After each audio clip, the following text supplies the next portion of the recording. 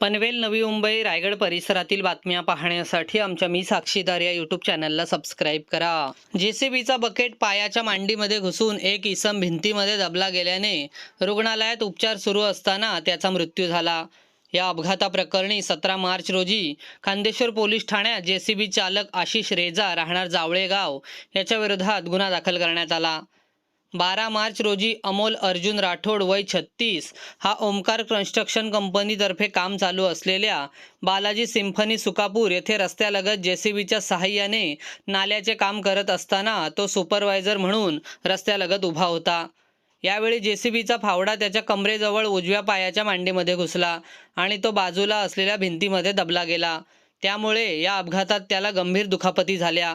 त्याला ताबडतोब MGM hospital Kamothe येथे उपचारासाठी दाखल करण्यात आले. 16 मार्च रोजी उपचारादरम्यान रात्रीच्या सुमारास त्याचा मृत्यू झाला.